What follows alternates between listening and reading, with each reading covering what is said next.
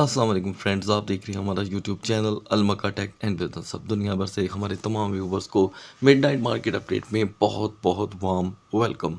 तो दोस्तों, सैटरडे का दिन यहाँ पर अपने अख्ताम पर पहुँचा है और याद रहे, जब फ्राइडे क्लोजिंग हुई तो हमें बहुत ज़्यादा इस बात का अंदेशा था कि हफ्ते के दिन में और कुछ नहीं तो उस खबर का इम्पैक्ट ज़रा तेज़ी से देखने को मिल सकता है, जिसने ये बात साबित की कि जो 27% दिसंबर रेट कट के ऑड्स थे वो सीधा सीधा 70 पे पहुंचे। लेकिन अफसोस, हमें आज के दिन मार्केट में कुछ भी ऐसा देखने को नहीं मिला। इवन के बीटीसी एक मरतबा फिर से 83,500 का डिप लेकर बाउंस कर रहा है अब जाकर, और इथीरियम ने यहाँ पर 2704 से थोड़ा सा बाउंस लिया और कुल मिलाकर इस वक्त जो इथीरियम है वो 2750 पे पहुंचा हुआ है। चलें, हम ये कह सकते हैं कि इंतहाई मार्केट के अंदर जो यहाँ पर तबाहकारियाँ हुई, उसके बाद जाकर इन्हें कहीं तो सांस देखने को मिला।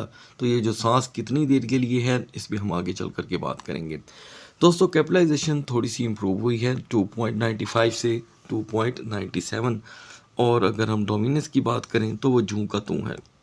टॉप ट्रेंडिंग के अंदर अचानक हमें दोस्तों बीएनबी देखने को मिल रहा है, जो कि एक गैर मामूली सी बात है। ऐसी कहीं तो बीएनबी टोकन जो टॉप ट्रेंडिंग में आता नहीं है, शायद इसके वॉल्यूम में दोस्तों इजाफा हुआ है, जिसकी वजह से कुल मिला के 0.8% इसका इजाफा यहाँ पे बाकायदा तौर पे जो कॉइन गीको की वेबसाइट है वो डिक्लेयर कर रही है। एनीवे, काफ़ी इंटरेस्टिंग चीज़ें हैं, वो मैं आपके साथ आगे चल करके शेयर करूँगा। तो दोस्तों, हम यहाँ पर वाज़िया तौर पे देख सकते हैं कि बीटीसी कर करा के उन्हीं लेवल पे आन पहुँचा है जहाँ पे ये दिन को था।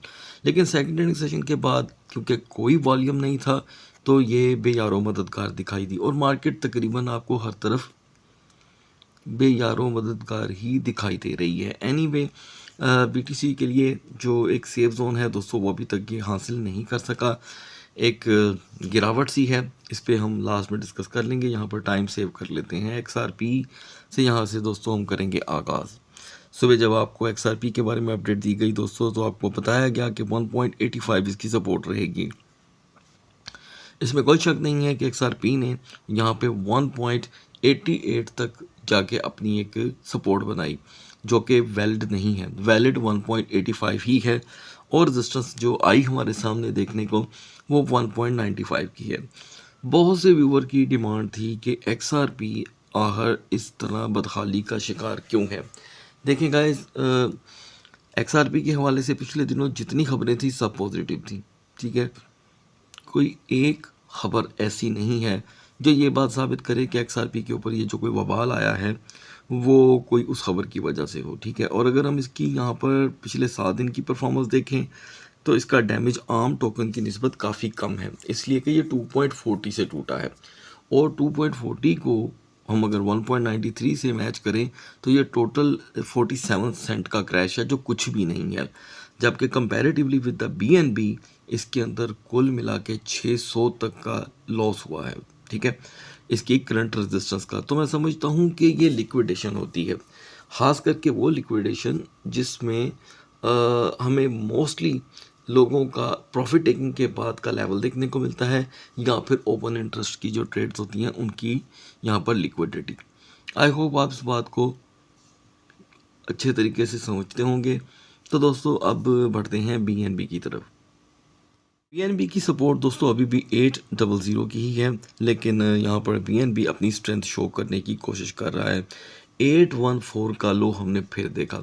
हालांकि कैंडल चार्ट को जब आप ओपन करेंगे, क्योंकि मैं सभी टोकन का यहाँ पे कैंडल चार्ट नहीं ओपन करता होता, उसे ऑलरेडी मैंने स्टडी कर लिया होता है, तो अगर सभी का मैं कैंडल चार्ट यहाँ पे ओपन करूँगा दोस्तों तो बहुत देर हो जाएगी, ठीक है। तो ज़रूरी चीज़ें मैं आपको यहाँ पर क्लियर कट बता देता हूँ।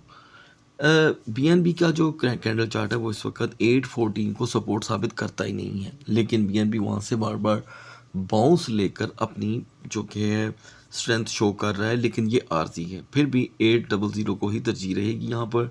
नाउ सोलाना के लिए हमारी सपोर्ट थी गाइस 125 की, यहाँ पर सोलाना ने इसे प्रोटेक्ट किया, और हमने फिर एक बार 125 का क्लियर कट लो देखा। हाई रहा 128.60 का, और जैसे जैसे मिडनाइट बढ़ रही है सोलाना दोबारा 125 की तरफ जा रहा है।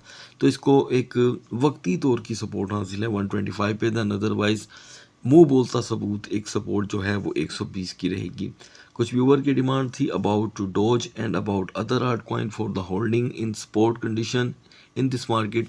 तो दोस्तों मैं चाहूँगा अभी थोड़ा सा वेट करना चाहिए, इसलिए कि हमें अभी पीर के दिन का सामना है। याद रखिएगा कि ये नवंबर के कारोबारी हफ्ते का आखिरी हफ्ता तो नहीं होगा, ठीक है, जो अब स्टार्ट होने जा रहा है, लेकिन इसमें सीएमई गैप आने वाला है।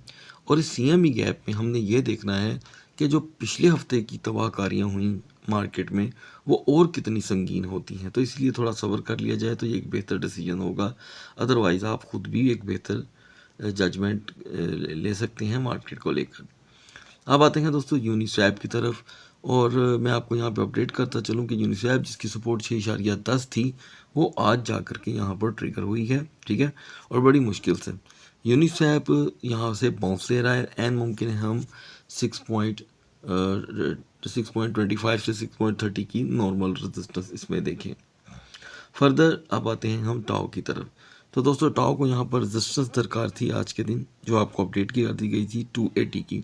लिहाजा टाओ गाइस यहाँ पर बैडली 265 अचीव होने के बाद क्रैश कर गया। जस्ट 270 तक इसकी रेजिस्टेंस रही। अंदाज़ा करें कि टाओ जो किसी मार्केट में भी, किसी सिंगल मार्केट में भी खामोशी इख्तियार नहीं करता, वो भी हमें आज के दिन यहाँ पे काफ़ी ज़्यादा स्टक दिखाई दिया। यानी कि ऐसे लगा जैसे मैं सुबह आपको बार बार बता रहा था कि फियर फैक्टर जो है वो ऑन द पीक है। तो अभी टाओ को लेकर के थोड़ा पेशेंस किया जा सकता है। दूसरी तरफ गाइस बीजीपी में भी आज रिकवरी हुई। बीजीपी जो 3.35 तक चला गया था, 25 से 20 सेंट की रिकवरी हुई है। मैं चाहता हूँ कि बीजीपी 3.55 से 3.60 के दरमियान रेजिस्टेंस बनाए। अगर ये रेजिस्टेंस नहीं बनती तो बीजीपी के लिए भी यहाँ पर थोड़े से खतरात बढ़ सकते हैं। सो गाइस अब बढ़ते हैं बीटीसी और इथेरियम के कैंडल चार्ट की तरफ। So guys now we are on the chart of BTC. ज़हन में रखिएगा कि कल है संडे का दिन, और हमें संडे के दिन शाम 7 बजे के बाद जो मार्केट में तब्दीली देखने को मिलती है उससे काफ़ी ज़्यादा लोगों की उम्मीदें जुड़ी हैं। तो यहाँ पर दोस्तों आपके सामने स्ट्रेट फॉरवर्ड परफॉर्मेंस है। पिछले 8 घंटे मार्केट में कुछ नहीं था। अब ये लास्ट जो मिडनाइट की कैंडल बनी है ये बुलिश है। तो ये बीटीसी को यहाँ पर लेकर के आन पहुँची है 84,620 तक। देखिए गाइस मार्केट क्लोज हुई थी 85,590 के करीब फ्राइडे को। तो पहले तो बीटीसी को ये लेवल क्रॉस करना होगा, फिर जा कर के हम देखेंगे कि इसके अंदर कोई स्ट्रेंथ मौजूद है या नहीं। अगर ऐसा नहीं होता तो दोस्तों मार्केट इसी सर्कल में मूव करने वाली है। जैसे कि आपको पहले भी बताया गया था कि 83,000 से 85,000 के दरमियान ही इसकी मूवमेंट रहेगी। अलबत्ता नो डाउट ये एक बुलिश कैंडल है, लेकिन ये अपना यहाँ से टॉप हेड ओपन नहीं कर सकती। रीज़न संडे, और उससे बड़ी रीज़न अभी हम सैटरडे से निकल रहे हैं। तो गाइस हम ये कहें कि अचानक वेल्स एंट्री ले सकती है, तो ऐसे हालात भी दिखाई नहीं दे रहे। तो एनीवे इसी दरमियान बीटीसी की मूवमेंट रहेगी। फर्दर डिटेल में जो मूव करने वाले टोकन हैं उसमें अभी डॉज अकेला ही है। तो गाइस बढ़ते हैं इथेरियम के कैंडल चार्ट की तरफ। सुबह हमारी डिस्कशन के दरमियान दोस्तों इथेरियम 2722 पे था, 27-22 पे। आपको बताया गया था कि ये तो पहले से ही एक वीकर जोन कंसीडर की जाती है हर तरफ से। तो ऐसा ही हुआ, इथेरियम 2704 तक गया, लेकिन अच्छी बात है वहाँ से एक बाउंस मिल गया। इथेरियम की कैंडल चार्ट पे पिछली 2 कैंडल्स आप देखें दोनों की दोनों बेरिश हैं, ठीक है जी। और यहाँ पर जो आपको लास्ट हैंगिंग मैन दिखाई दे रही है वो साबित करती है कि मार्केट दोबारा यहाँ पे आके स्टक हो सकती है। तो हमने मैक्स हाई आपके सामने है वो जो देखा 2753, यही आपको बताया गया था कि मुझे ऐसे लगता है कि इथेरियम 27550 2760 से आगे की स्ट्रेंथ नहीं गेन कर पाएगा। तो वही हुआ दोस्तों, और वही हो रहा है। अभी भी इसी लेवल से दिन का आगाज़ जो कि मुश्किल लग रहा है, अगर हो जाता है तो इथेरियम आपको 2770 2775 तक की स्ट्रेंथ रखता है। अदरवाइज़ 2740 एक रिवर्स गियर की वजह बन सकता है। यहाँ पर टॉप बेरिश कैंडल के बाद हम 2710 को दोबारा देख सकते हैं। और क्योंकि HNT एक मजबूत प्रोडक्ट है, वो इस वक्त अच्छा खासा लो है, तो मैं समझता हूँ HNT ही इस वक्त हेल्पफुल टोकन साबित हो सकता है। सो गाइस अगली वीडियो तक अल्लाह हाफिज़।